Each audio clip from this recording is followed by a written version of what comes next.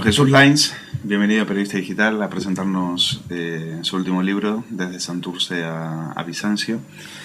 Y bueno, y lo primero que quería preguntarle era, curiosamente en el prólogo, escrito por Amando de Miguel, ya nos encontramos con una interesante discrepancia entre prologuista y autor, ¿no? Porque dice Amando de Miguel que usted sostiene que el objetivo de los nacionalistas en España es la plena independencia de sus respectivas taifas, mientras que Amando de Miguel, el prologuista, dice que se trata en realidad de una independencia subvencionada por lo que queda de España. Me gustaría empezar por aquí, a ver, ¿qué le ha parecido? Sí, se lo ha comentado con Amando de Miguel esto. Sí, supongo que eso depende también de que él sea más optimista que yo. Yo creo que la estrategia de los secesionistas es muy clara. A largo plazo, ellos como buenos totalitarios que son, no piensan de 4 en 4 años, no piensan en las siguientes elecciones, sino en las siguientes generaciones. De ahí su interés precisamente en la educación, en la ingeniería ideológica, ¿no? ¿Por qué? Porque ellos sabían en la transición que ellos no podían lanzar el órdago de la independencia en esa época, las resistencias hubieran sido demasiado fuertes, pero contaban con que, dejando en sus manos la educación y con la debida presión social, presión ideológica, presión adoctrinadora, por supuesto, con el apoyo de las pistolas etarras para que los opositores se tuvieran que callar, pues en la siguiente generación la cosa podría ser bastante distinta. Y yo creo que han hecho un buen trabajo, porque hoy en día el voto nacionalista en Cataluña y en el País Vasco es mayoritario. No se puede negar que los partidos nacionalistas, en el caso catalán hay que incluir al Partido Socialista entre los partidos nacionalistas, ¿no? Entonces es muy mayoritario, eso es algo totalmente innegable, y en el País Vasco se ha visto en las últimas elecciones, de manera que yo creo que no es difícil de aquí a unos pocos años una situación de crisis verdaderamente grave, con un órdago plantado encima de la mesa, es decir, con una declaración unilateral de independencia. Amando, como es mayor que yo y más sabio, evidentemente, quizás ve las cosas con un poco más de perspectiva y todavía le queda espacio para el optimismo. Yo no soy tan optimista y considero que la situación solo puede empeorar, salvo que los gobiernos españoles de aquí a los próximos años se den cuenta de la gravedad de la situación y empiecen a tomar cartas en el asunto, cosa que no han hecho en 40 años. Yo por eso soy muy pesimista con los gobiernos españoles. Precisamente porque no lo han hecho en 40 años. ¿Queda tiempo todavía o queda espacio para frenar la oleada soberanista? Separatista, ¿no? ¿O separatista? Separatista. Soberanismo es un eufemismo que ellos usan precisamente para no decir la palabra separatista, queda como más fea, ¿no? Que se queda tiempo. Hombre, yo pienso que se ha perdido una generación y pico, o 2 generaciones. 40 años son 2 generaciones, ¿no? Y eso es muy grave de recuperar. Y luego no solamente es la recuperación, no sé cómo llamarlo, en las urnas, la recuperación en la política, sino la recuperación en la cultura, la recuperación incluso en el alma, en el corazón, ¿no? Es decir, se ha conseguido inculcar un odio a España en una enorme cantidad de españoles. Y no solamente eso, sino un desprecio a España, un rechazo a España entre gente que no es separatista, ¿no? Ha tenido que salir el otro día José Bono, diciendo la perogrullada de que la izquierda española tiene que abandonar el complejo y empezar a decir viva España, ¿no? Es una barbaridad. No es una barbaridad lo que ha dicho él, sino el hecho de que lo haya tenido que decir. Es decir, que el partido que representa, grosso modo, a la mitad de los españoles, el Partido Socialista, que es el que más tiempo ha gobernado durante de la transición para acá, que ese partido considere que la nación española es discutida y discutible, considere que siempre es preferible pactar con cualquier partido separatista, que con el Partido Popular.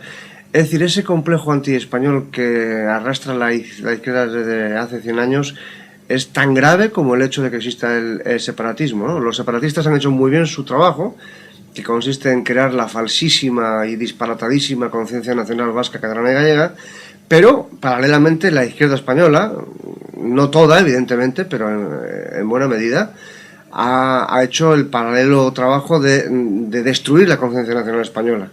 Entonces, el tiempo que nos queda, puede ser que quede tiempo, pero en cualquier caso será de muy duro trabajo. ¿Y la derecha?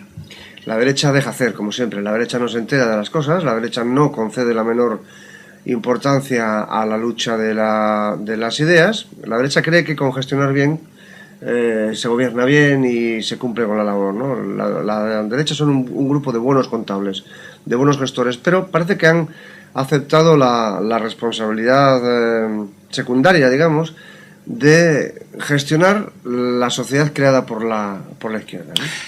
En España la batalla al nacionalismo lingüístico la dio la sociedad civil, no la dieron los políticos. Y los hay que le interesan a los partidos políticos una sociedad civil fuerte. Para hacer la pregunta, o la pregunta en otro modo, un mapa azul como vamos a tener dentro de poco en todas las autonomías de España, ¿narcotiza o al contrario fomenta a la sociedad civil en esta batalla día a día que tienen contra el nacionalismo lingüístico? La contestación a esta respuesta es rápida. Habrá que preguntar, por ejemplo, a muchos gallegos, muchos baleares y muchos valencianos que hoy en día están gobernados en sus respectivas regiones por el Partido Popular, si tienen o no tienen problemas con estas cuestiones. Y tienen no tan graves, no tan intensos como el País Vasco y en Cataluña, pero también tienen los mismos problemas. Es decir, hay muchos gallegos, por ejemplo, ahí tiene las plataformas de Galicia Bilingüe, de Vigueses por la Libertad, de la Mesa por la Libertad Lingüística, que se quejan, llevan quejándose mucho tiempo, de que, por supuesto, el gobierno social nacionalista del BNG y del PSOE de la anterior legislatura y los del PP no garantizan de manera totalmente efectiva el derecho de los padres a escoger la lengua de sus hijos. Y luego no solamente eso, sino, no la lengua de sus hijos, la lengua de escolarización de sus hijos. Y luego, por otro lado, las políticas identitarias y adoctrinadoras de los anteriores gobiernos explícitamente nacionalistas no han sido desmontadas. Ahora estoy pensando en el País Vasco, ¿no? Llevamos 4 años de gobierno aparentemente no nacionalista y no se ha tocado una sola coma de las políticas educativas, identitarias, adoctrinadoras que implantaron durante 30 años los del PNV, ¿no? Entonces, en el panorama español autonómico siempre solemos echar la culpa de las cosas que pasan a los nacionalistas, pero no perdamos también la percepción, vamos, la constancia de que buena parte de esto se hizo con gobiernos del Partido Popular y del Partido Socialista. Por ejemplo, la Ley de Normalización Lingüística Gallega, que enunció el enorme disparate de que la lengua propia de los gallegos es el gallego, fue promulgada en el año 81 por un gobierno del Partido Popular de Gerardo Fernández Albor, ¿no? Quiero decir que los disparates, por ejemplo, en toponimia y en, como he dicho, la lengua propia, ¿no? Esa especie de precedencia que debe tener la lengua regional frente a la lengua de implantación nacional, es una cosa que se implantó con el Partido Popular. Entonces, yo creo que muchos votantes del Partido Popular lo han vuelto a hacer, digamos, con una pinza en la nariz, como mal menor, pero sabiendo que antes o después se van a llevar un disgusto, como es el caso, por ejemplo, que acabamos de comentar hace unos minutos a micrófono cerrado de las Islas Baleares, ¿no? Hemos empezado por el final, nos estamos olvidando del libro. Tenemos aquí un libro que se llama Desde Santurce a Bizancio, el poder nacionalizador de las palabras. Entonces, volviendo a él, usted hablaba de toponimias. Y el nombre de los países, de las ciudades, de los pueblos, tiene una fuerza simbólica importante, y eso los políticos lo han sabido desde la antigüedad, desde los romanos, los griegos, hasta los bolcheviques, la izquierda y la derecha. sobre todo, por ejemplo, un caso que usted analiza muy bien es el del comunismo, ¿no? Que rebautizó muchos lugares para desconectarlos y para hacer y adecuarlos a una nueva situación en un auténtico experimento de ingeniería social, ¿no? Sí, es una tentación en la que se ha caído siempre. Es decir, cambiar de nombre a las ciudades y a los países y a los lugares se ha hecho toda la vida, ¿no? Alejandrópolis, Filipópolis, Cesarea, ¿no? Hay tantos ejemplos desde hace 2000 años, ¿no? Pero el fenómeno actual es completamente distinto. Es decir, sobre todo desde el siglo XVIII para acá, es decir, desde que nace la nación, valga la redundancia, desde que nace el nacionalismo, y por supuesto desde que se empezó a identificar lengua con nación desde el siglo XIX, pues diversos nacionalismos de toda Europa no dejaron de utilizar la lengua como elemento aglutinador, como elemento nacionalizador y como elemento adoctrinador. Los ejemplos son muchos, ¿no? En el libro hablo de muchos casos del imperio austrohúngaro, de los países bálticos y de muchos sitios más. Y en España pasa lo mismo, es decir, los nacionalistas consideran que hay que marcar el territorio, es decir, hay que nacionalizar el territorio, y para eso nada mejor que la toponimia, es decir, sembrando un territorio de topónimos reales o disparatados y apartando los topónimos españoles, se nacionaliza el territorio, se colabora, digamos, en la labor etnificadora, por llamarlo de algún modo, ¿no? Y de ahí arranca, por ejemplo, la obsesión en el País Vasco de eliminar topónimos en castellano y ponerlos en vascuence, muchas veces de modo absolutamente disparatado, o en el caso catalán, por ejemplo, de eliminar el topónimo castellano igual de utilizado durante muchos siglos que el catalán. Pensemos en Gerona, en Lérida, nada más y nada menos. Por eso uno viaja por el norte de España y en los carteles de tráfico, ¿no? Donde figuran las toponías escritos con grafitis, ¿no? Sí, en tachados. La Coruña, etcétera. Sí, sí. Como que también muchas veces pasa que el propio pueblo lo acepta de manera lanar, pero en realidad es una toponimia que ellos no utilizan. Efectivamente. El pueblo puede ser particularmente opresor. Siempre pensamos que los totalitarismos, las dictaduras son fruto de la voluntad de una persona o de pocas personas, pero el pueblo puede ser extraordinariamente opresor. Y en este caso además se demuestra claramente, es decir, cuando los poderes públicos no alcanzan el grado de corrección política suficiente, ya se encarga el pueblo de ir con los sprays a corregirlo, ¿no? Y en el caso, por ejemplo, creo que hemos mencionado a Galicia, o me lo he imaginado yo. El caso de La Coruña, por ejemplo. El caso de La Coruña, sí. Bueno, no, que estaba pensando en el caso de los topónimos absolutamente disparatados y en la obsesión por poner topónimos que se aparten del castellano. Hay un caso muy muy simpático, que es la Puebla de San Julián en Galicia, que ha pasado por 5 o 6 topónimos distintos, cada uno más alejado que el anterior del castellano. Incluso han coexistido en el tiempo, es decir, según entraba uno por una carretera o por otra a ese pueblo, el cartel tenía un nombre u otro, y sin embargo lo que sigue diciendo la gente es Puebla de San Julián. Es decir, no se han preocupado de preguntar a la gente de ese pueblo, oye, ¿cómo llama usted su pueblo? Cuando hacen ustedes carteles de las fiestas de su pueblo menor, ¿cómo lo ponen, ¿no? Entonces, por eso se suele dar que en los sectores rurales son muy alérgicos a los señoritos nacionalistas, como se les conoce en las comunidades autónomas del norte. Decía Unamuno que el galleguismo era un traje que se ponían los señoritos en carnaval. Es decir, los señoritos de ciudad castellanohablantes, la mayoría de ellos, por no decir todos, son los que se empeñan en fingir que hablan una lengua que no hablan, que representan a un sector popular del que no provienen, ¿no? Sí, porque al final esto es una impostura, ¿no? O sea, el caso de Montilla, ¿se acuerda? Con una chuleta copiando, dedicando un libro en catalán, pero necesitaba una chuleta para copiarlo. Al final esto es una impostura, es una teatralización. Es un fraude, es una farsa. Hay que fingir que la lengua española no existe, que la lengua común no existe. Esa es la farsa. Y bueno, nada más que pensar en el Senado, ¿no? Una institución en la que todos todos hablan castellano, en el que no todos los nacionalistas vascos hablan vasco, y sin embargo tienen que poner traductores y pinganillos para que un cordobés hable mal catalán a los demás, ¿no? Es una cosa absolutamente chiflada. Por ejemplo, en la conferencia de Dayton en 1995, en la conferencia en la que se puso fin a las guerras balcánicas, los anfitriones norteamericanos se llevaron la sorpresa de que los delegados serbios, croatas y bosnios exigieron la presencia de intérpretes para la única lengua que todos hablaban, que era la serbo-croata.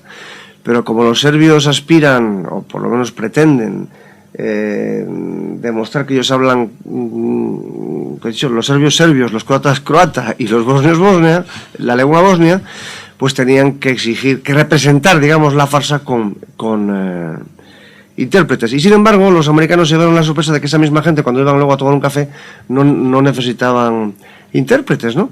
Y entonces es para reírse, evidentemente, si no fuera porque en el Senado español pasa exactamente lo mismo. Entonces, como precedente, el caso yugoslavo, la verdad es que es para echarse a temblar.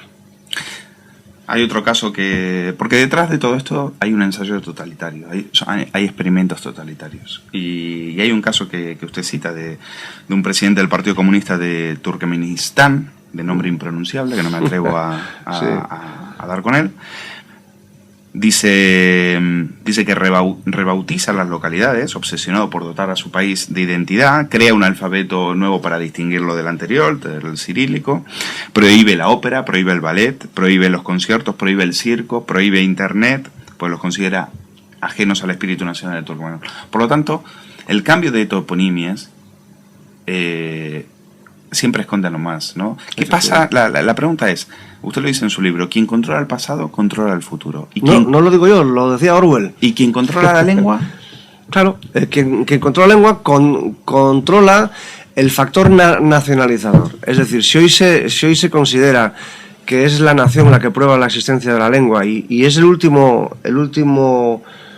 última agarradera a la que les queda a los nacionalistas, ¿no? Durante mucho tiempo los nacionalistas se aferraron a la cuestión de la historia, que si la conquista española de la guerra de sucesión catalana, o el caso de la derogación foral y los derechos históricos y todas estas cuestiones. Sin embargo, se han dado cuenta de que el poder de convicción de las masas de la lengua es mucho mayor, ¿no?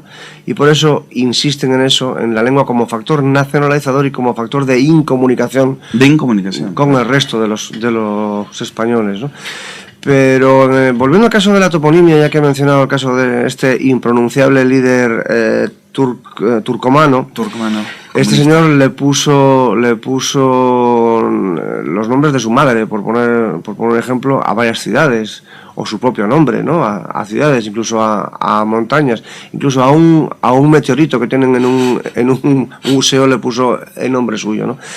Es para reírse, pero no escupamos hacia arriba porque nos puede caer encima. En España tenemos casos tan disparatados o más que ese. Por ejemplo, Sabino Arana tenía una casa en Pedernales, era su pueblo de veraneo, y ahí es donde está su cuerpo incorrupto enterrado, ¿no?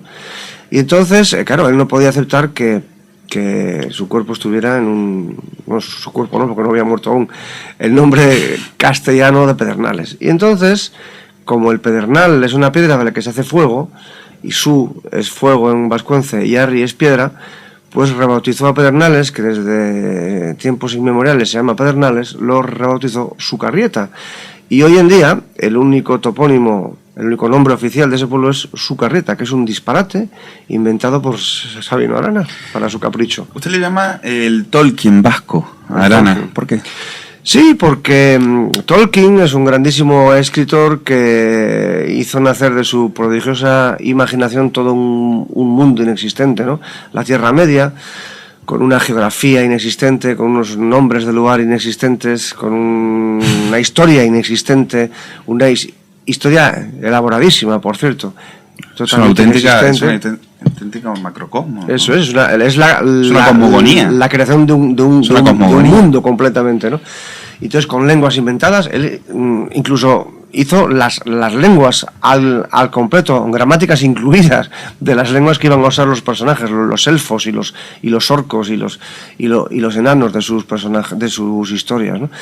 Y entonces, si pensamos un poco en el nacionalismo vasco, es exactamente lo mismo. Es decir, es una nación inventada, con una historia inventada, con unos enemigos inventados, con una lengua inventada. No me refiero al vascuence, evidentemente me refiero al neo-vascuence y a los neologismos. El vascuence de laboratorio, ¿no? Efectivamente. Y más que al Batúa, a los neologismos que creó Sabino Arana y que han seguido creando después, y a los neotopónimos y a los neonombres, ¿no? Entonces nos encontramos con una nación, como digo, de historia inventada, de pasado inventado, de bandera inventada, de lengua inventada, con nombres inventados para los lugares y con nombres inventados para las personas. Realmente es un señor de los anillos vasco, lo que la ideología del PNV y los demás. Cita el caso de una historiadora francesa. Aquí, ¿qué pasa con nuestros vecinos? ¿Cómo ven también qué hacen con nuestros vecinos con las lenguas regionales, ¿no? Y esta historiadora francesa dice, salvemos a nuestra lengua, la francesa, porque ahora estamos a tiempo, porque lo que está en cuestión somos nosotros mismos, nuestra vida en común, nuestra identidad. Ahora, pero a mí también este comentario me parece peligroso, porque las lenguas no tienen que tener derechos, los derechos son de las personas, sí, sí. ¿no? Esta señora Hélène Carrère d'Ancos es académica de la lengua francesa, y precisamente la Academia de la Lengua Francesa en el año 2008, hace 3 años, cuando se estaba discutiendo la posibilidad de incluir una mención en las lenguas regionales como parte del patrimonio de Francia en la Constitución, la Academia se declaró en contra porque consideraba que eso podía afectar a la igualdad de derechos de las personas y además porque era la lengua francesa la que en los últimos 500 años había hecho Francia. Si eso, por cierto, hubiera salido de labios de los académicos españoles, se puede uno imaginar... Lo hubieran linchado. Lo hubieran linchado directamente, evidentemente, ¿no? Pero sí es verdad que habría que haberla criticado, no linchado, habría que haberla criticado, pero por otros motivos. Quizás. Claro, es que cae en el mismo rol que los nacionalismos, ¿no? Claro. Una lengua igual a una nación igual a una lengua. Pero es que Francia tiene la larguísima tradición de 200 años de lingüicidio. Francia, sí, así como la que ha cargado con la fama de nación lingüicida ha sido España, lo cual es radicalmente injusto. Sin embargo, Francia, como lo ha hecho amparada en la libertad, la igualdad y la fraternidad, parece que con eso todo es cuela. Es guay. Todo cuela. Pero el país más lingüicida de Europa ha sido Francia. Es decir, los revolucionarios en 1794 proclamaron su intención, sin ningún complejo, de extirpar las lenguas regionales. Y además en nombre de la libertad y de la igualdad.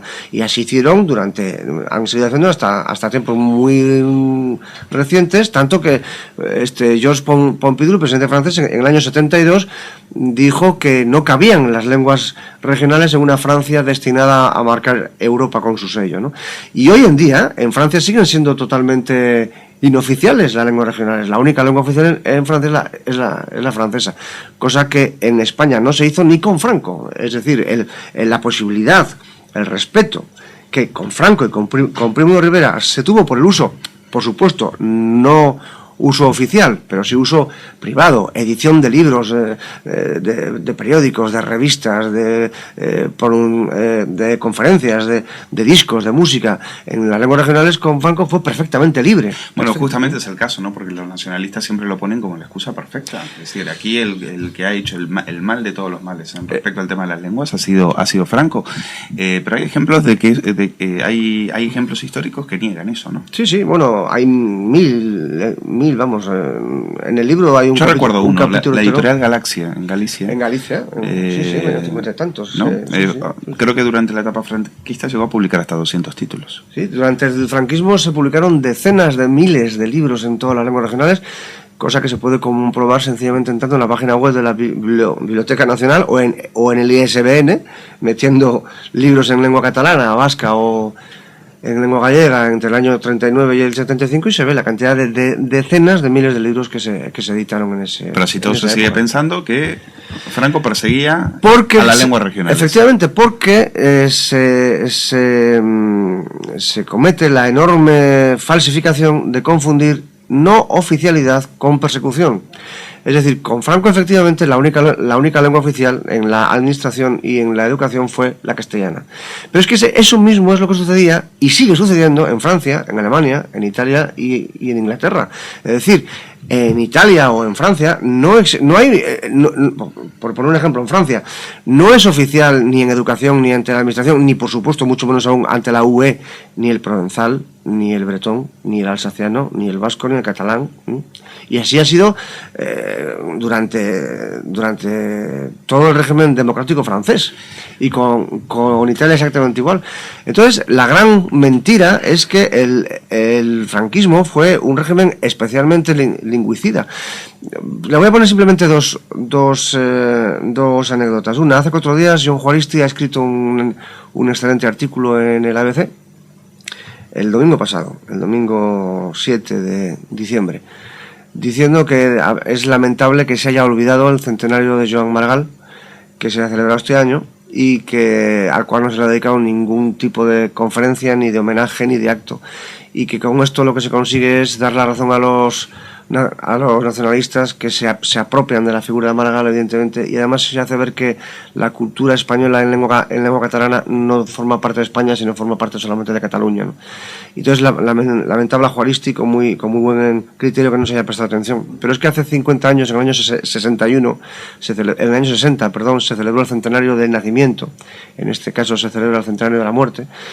Y durante meses se celebró el año Maragall, en el año 1961, en el pleno franquismo, y el acto central de homenaje a Maragall fue presidido nada más y nada menos que por el propio Franco. Es decir, que durante el franquismo se prestaba más atención a la cultura española en lenguas regionales que hoy. Y luego el otro ejemplo realmente llamativo, ¿no? Néstor Luján, famoso periodista, que en ese momento era, en los años 60, fue director de la revista Destino, fue procesado por injurias a la lengua catalana, porque en ese momento, años 67, se estaba discutiendo la posibilidad de incluir las lenguas regionales en la educación.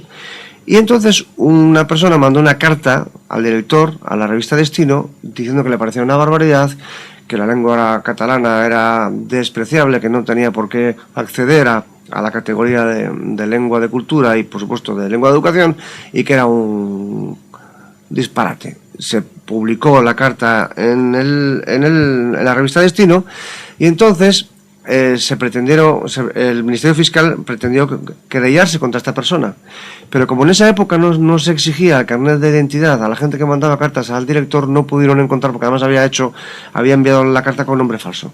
Entonces, subsidiariamente, la querella fue contra el director de la revista por no haber hecho esta investigación. Así que a Néstor Luján se le condenó a 8 meses de prisión y a una multa de 10.000 pesetas de la época por ofensas a la lengua catalana. Creo que de eso habla justamente hoy un bloguero de Periodista Digital, que es Pedro Fernández Barbadillo, en su blog. Sí, es que estuvo ayer en la conferencia, precisamente, en el Círculo, y estuvimos hablando de esta anécdota, y por eso quizá lo ha colgado hoy. Por último, el nacionalismo lingüístico es un gran chollo para muchos editoriales, ¿no? Partidos políticos y demás. Y se ha despilfarrado mucho con eso. ¿Cree que en épocas de crisis las autonomías echarán el freno, o es algo con lo cual los contribuyentes tendrán que seguir rascándose el bolsillo para aguantar todo este tinglado pronacionalista que está ya muy bien montado? No solo en épocas de crisis, es decir, a mí me parece, no ya solamente escandaloso, sino verdaderamente criminal, delictivo, que durante décadas se hayan gastado riadas de dinero en embajadas catalanas en el extranjero, en selecciones deportivas, es decir, en tótems identitarios absolutamente inútiles, absolutamente delirantes, mientras hay listas de espera en los hospitales, mientras los pobres enfermos tienen que compartir habitación con otros enfermos porque no hay camas suficientes, en fin, un montón de cosas más. Es decir, la inmoralidad de gastar el dinero que se tiene, o peor aún, que no se tiene, en tonterías como estas, en vez de en el bienestar de los ciudadanos, en el progreso de los ciudadanos, a mí me parece verdaderamente criminal. Y de esto pecan todos los partidos políticos, no solamente los nacionalistas, sino el Partido Popular y el Partido Socialista. Y la verdad es que sería una pena que tuviera que ser la economía la que obligara a recuperar el sentido común. Yo creo que el sentido común es exactamente igual con o sin dinero. Y a pesar de ello, yo creo que no se va a hacer nada, que no se van a tocar estas cosas. Pero la verdad es que sería triste que se empezaran a recortar todas estas tonterías por la falta de dinero. Yo creo que habrá muchos nacionalistas que preferirán dejar de comer antes que desmontar las embajadas catalanas o las vascas en el extranjero. Pues Jesús Lainz, un placer recibirla aquí Muchas en Periodista gracias. Digital para presentar El Poder Nacionalizador de las Palabras, su última obra. Muchas gracias a ustedes.